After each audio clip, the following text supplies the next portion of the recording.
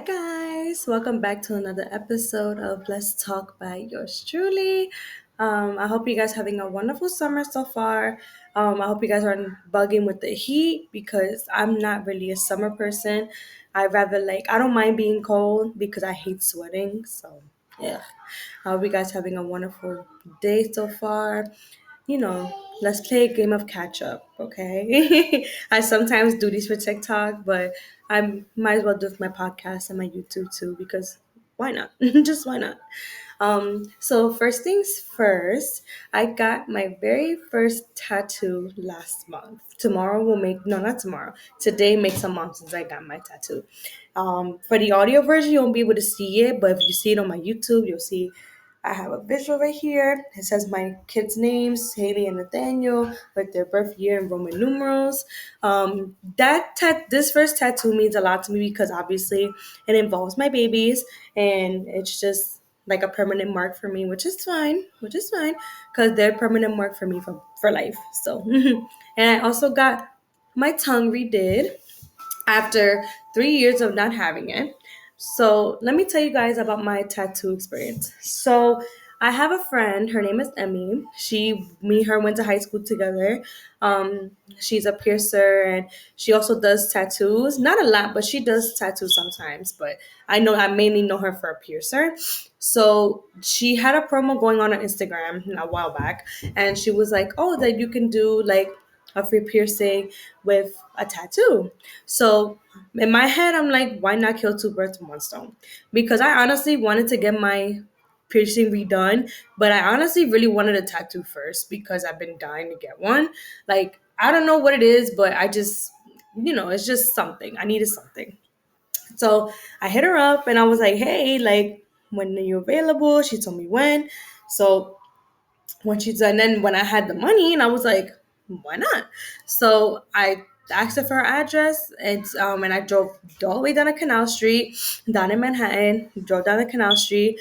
I went to her shop, and first off, the shop is gorgeous. I love it. It has like tattoos everywhere. They have their own stations. They have their own rooms too. Like the piercer has their own station, their own spot.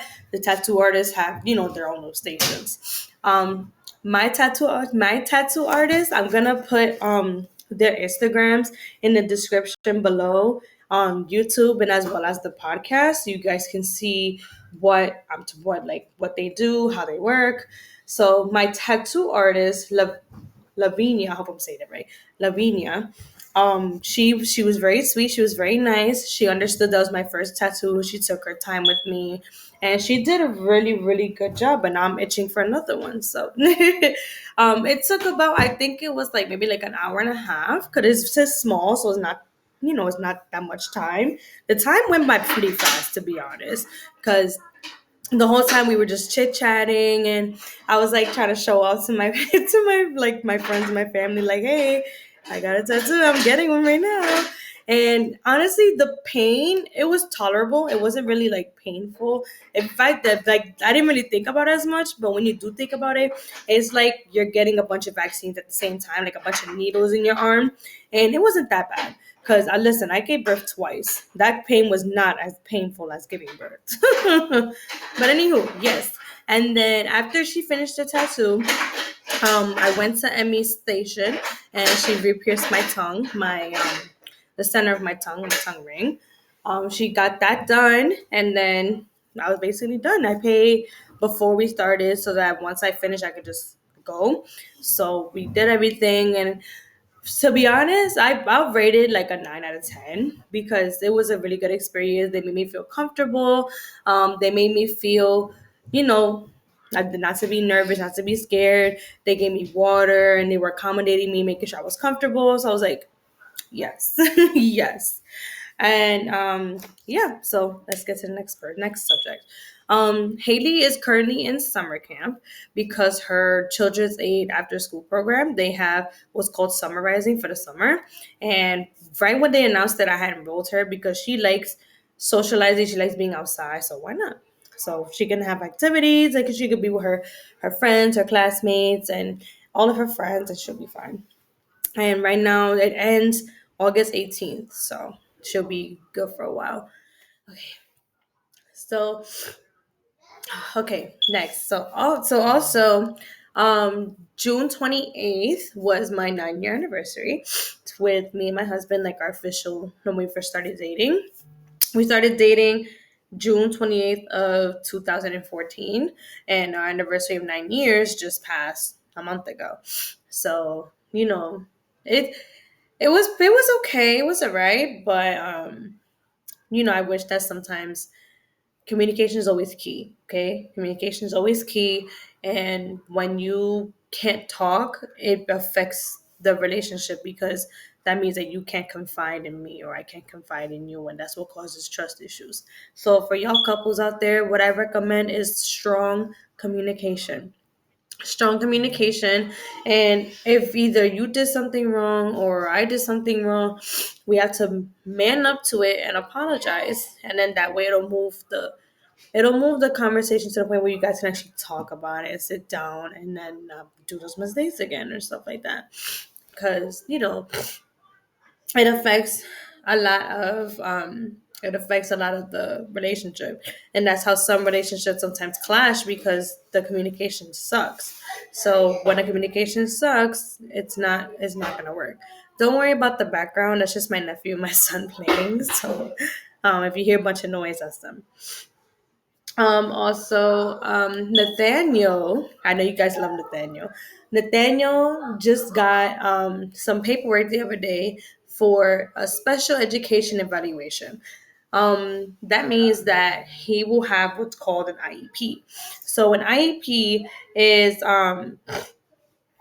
something that kids with that have special education they need it, special ed kids basically that they need it. And I know he's gonna be in special education, but that's evaluate him to make sure he's ready for school. And him yesterday, he gave me a lot of signals that he didn't want to wear a diaper, but he makes it hard for me because he doesn't he doesn't stay still. And when I put him on the potty, he starts getting up, starts turning around, starts playing with the sounds. Because the little potty I got him makes sounds. Makes sounds. So anytime you flush, so the potty I got him makes flushing noises, and then Elmo talks to him like, "Hooray, good job!" So it's been pretty tough on me to get him to do potty training and to get him to use the bathroom and to get him to stop the bottles. The bottles, ooh, it's so hard. Oh my god. The other day I couldn't find it. So I was like, fuck it, just give him the sippy cup. So I gave him the sippy cup and he would hold it, but he'll run around and throw a fit at the same time, holding it in his hand. Cause he knows how to drink from it. It's just the movement of the getting the juice out of the cup that's what he has having difficulty with. And I'm trying to help him, but sometimes he makes it harder for me because I can't help him. So I know it's kind of hard. So um, I'm trying on this end to try to get him ready because I know it's gonna be tough when he gets to school and he's not gonna have the bottle. He's not gonna have diapers. So I know it's gonna be hard for him, especially with him being autistic. I know he's gonna have a really rough time. I know he is. Um, I also I remember that I made a YouTube video for you guys of going back to college. So I rolled my eyes. So with the university I was going to, um, I feel like they were expecting a lot from us as students, which is not a surprise because as adults you should know that when you go to a college to get a certain degree, you have to get a certain amount out of yourself and a certain amount out of your education. So sometimes it gets a little frustrating when you feel like you're gonna give up on yourself, and then sometimes that support system lacks and stuff. Like I had that support system at first, but then it started lacking and lacking and lacking. So that's when it started affecting me, especially like mentally, because I was already overwhelmed as it is, and I'm the one that put myself in those shoes. So I should have been able to do what I had to do and figure it out. So what I did was was that I got in contact with a college out here in New York, and I decided to go back to medical assisting. Obviously not in Queens, but there's a college called Marlboro College up in Fordham. And I was like, oh, I'm just gonna enroll in that and just try and just do it in a not a faster pace, but something that I know how to do. Medical assisting, I have. So I went and I did a couple months. I was almost done until they dismissed me, and I was kind of upset about it. I can give you a whole story about that in another episode, but yeah, so I emailed the website that they say give you more info and stuff. I typed in my information, I give them my name, my email, my number, and I got a call back, and I was able to talk to them, and I was able to let them know like what was going on and what I wanted to do.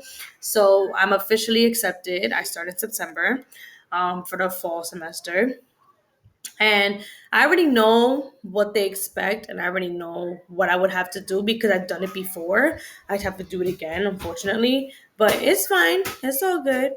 Don't mind him. He's driving me nuts. Um, but yeah, so I already know what to do. I already know what classes I have to take, like medical terminology. Then the clinical in the middle of the year. You have to do the clinical portions. So like take out the blood, know how to take blood pressure, all the normal stuff that when you go to a doctor and they do before you see the actual doctor themselves. So that's basically that part. Um, yeah. So that's basically majority of what's been going on lately. Um, I was trying to go on vacation. I'm kind of upset about it. I was trying to go on vacation to Puerto Rico in August, and unfortunately, due to the circumstances, I couldn't really go.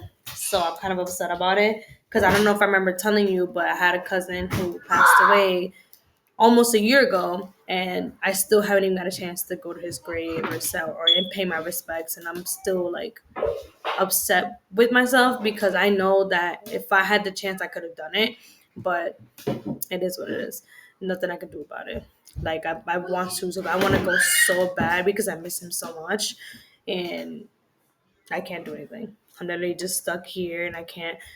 There's not much I can do. The best I can do is just look at his picture and just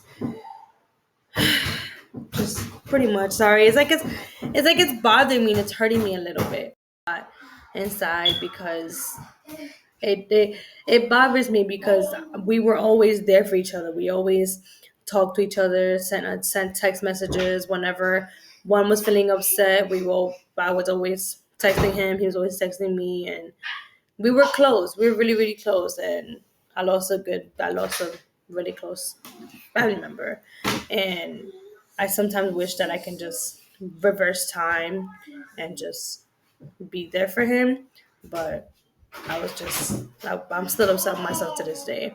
And I know there's people that are probably upset because I didn't go, but there's nothing I can do about it now. He has a beautiful baby girl now that she's like passed on and not passed on, sorry. Um, he has a beautiful baby girl now, and she's beautiful. She's gorgeous. Frances, we love you. That's her mom. And his traits are definitely gonna go to her. I already see it coming, and I still haven't met her. I need to meet her because, oh my god. I think that's about it for now. Let me see. I don't remember anything else, but yeah. So make sure you guys tune in to make sure you guys tune in to my YouTube, and my social is gonna be in the bottom of all my stuff. To tune into my episodes, and I hope you guys have an awesome day. I hope you guys have an awesome weekend too. And yeah, bye guys.